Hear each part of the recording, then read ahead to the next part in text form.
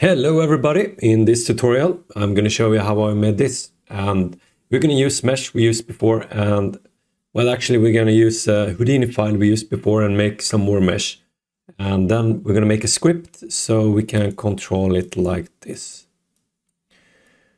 So yeah, so you can do this yourself. And yeah, first we're just going to create meshes, and then I jump into the script, and I think I will cover everything in this tutorial. So I'm going to start in an empty scene. And you have to use this ring, or you can use whatever mesh you want, of course. But if you want to use this mesh, you have it in the description. So you can download this one, and then you can just scale it. And so if you just scale it down like this, and then you can just do a spear as well and put it in the center, so you can have this one. See this setup. But I'm actually going to make these. I don't like to scale it. I want real mesh. So first off, go into this Houdini file if you follow the tutorial, and we're going to edit a little bit more. And so this is the file that where we made this one. So we're actually just going to make two more, and it's going to be really simple. So you're just going to copy this one and copy it twice, and then we can just do a merge node, and I'm doing this because then we can see the result. So I just need, oh yeah, here we go. And we need this one too. So what we want to do, we want to here just increase this circle or decrease. So we need to figure out new values for this. And if we try the outer ring to be 3 in the scale instead of 2, and then we can have the other one in 2, or maybe 2.3 maybe, and then we're gonna have the last ring, and we just go down. You can try it out what you think looks good. So 1.5 maybe. So I think this looks good. So now we can just save this to be ring medium and save to disk.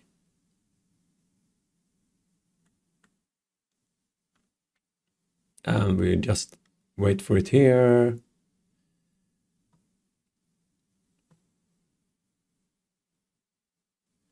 Should soon be done. Perfect. And then we're going to do this one. That's going to be the small one. Small. And we save that one. So let's go into Unity, and they should pop up here. So we have the small one and the medium one, and we can add. So the material I'm using is well, we're actually going to delete the biggest one because we made a new one. So just save that one too. So now we can add the overview. Okay, I'm going to delete that one because I didn't like the name. So we can do, let's do big one. So save it one more time. And here we have it. So here we have all the rings. Wow. What's happened here? It doesn't feel right. Okay, good. Now it works. So if you like the material, you can just follow that tutorial where you made that one. We can have another color maybe. So yeah, I want it. Let's do red, a little bit reddish. Or, nah, we do yellow. I like yellow. So, and then we want the ring in the middle. So we're actually gonna just, once again, copy this part because we're gonna use some parts of it, and here we're gonna use, well, here we have a circle. But now we're gonna use a spear to make the center thing going on. We're gonna use a polygon and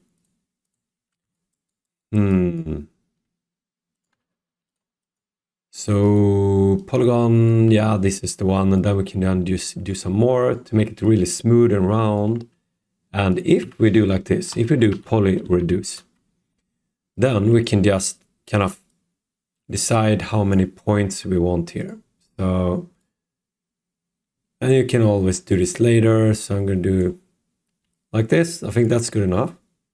And if we just do we can use this point jitter here. Just do a minor jitter on it. Maybe even smaller jitter. And we want some different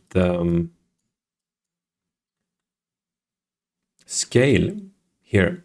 Because what we're going to do, we're going to use, we're not going to use this part here. And what is this set size? We're going to remake this. It's too much. So if we do like this, now we copy the points here like this. We could use it like this actually, but I want to. I'm going to do a little bit work on the scales here, but we're also going to have a spear, because what we're going to do here, we're going to kind of merge everything again. So, and then we're going to use this part. Maybe this will be pretty cool actually. But I'm going to change the sizes a little bit. So we can do that with p-scale. And so first I'm just going to do a min. And also going to make a float max. max, that's perfect. And I'm going to have a float seed so we can change if we want to have something different variation on it. And then we're going to have a random value, and the random value, I'm going to use the random function, and we're going to pick the @pt_num, and that's the ID of the point. And I think it's like gets treated like an integer now, but if I multiply it with 1.23 something, it will be a float, which will give us more random stuff. And then I'm just gonna add on with a seed like this. So by this setup here, now we can get a random number. And the random number, I'm gonna do like this, f at okay, so p scale, that's the scale value we're going to save on the points. And if we do a fit range, it's like a remap. So if we take the random value we did in the line above, and we're going to scale it between 0 and 1, because random function, this one, is returning a random value between 0 and 1. So we're going to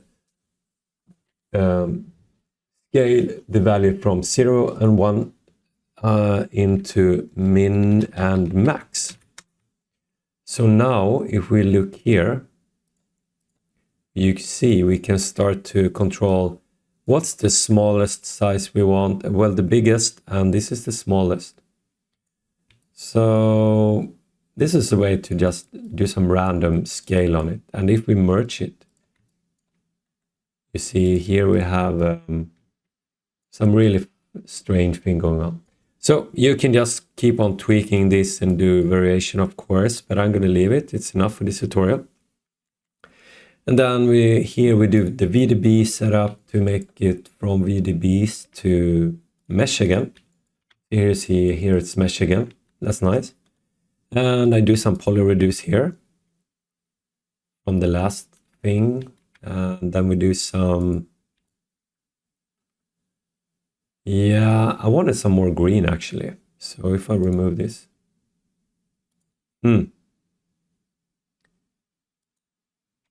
So if we decrease the points,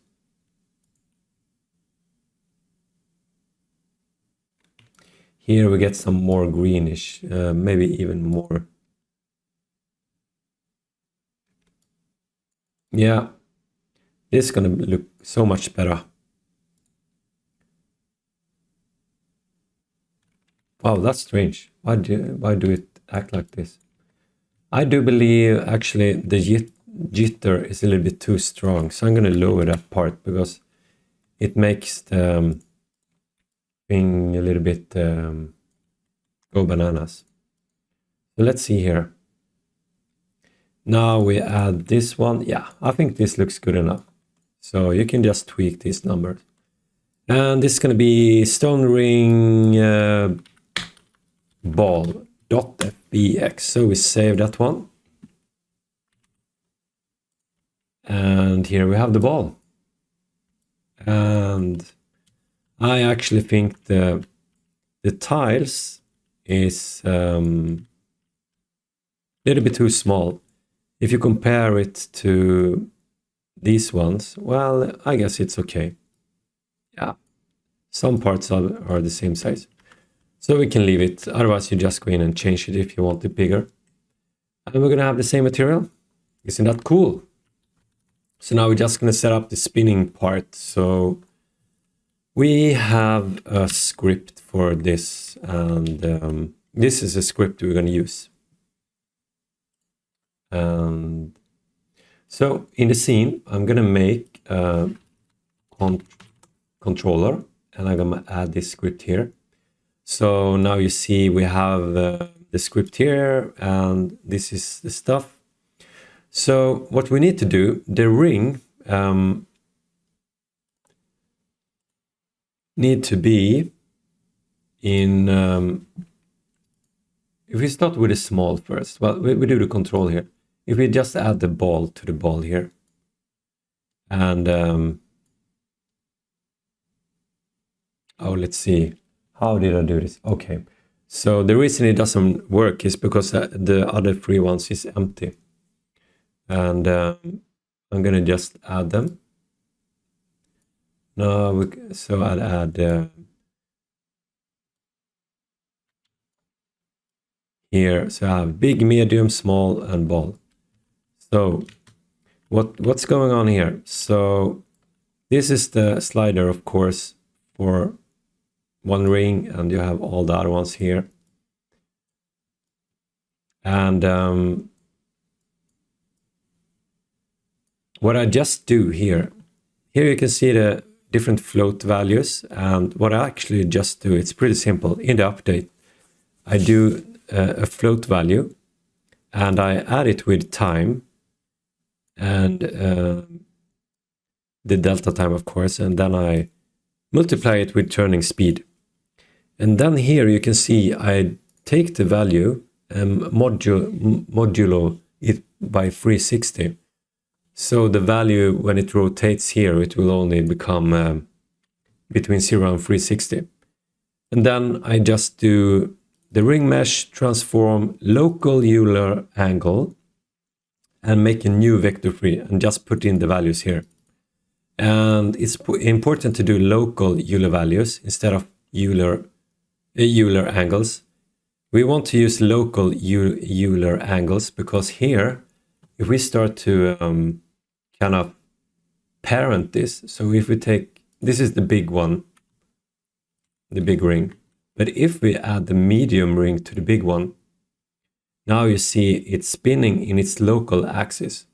And if you take the small one and put it into the medium, now you see it's starting to spin in the local Euler angle.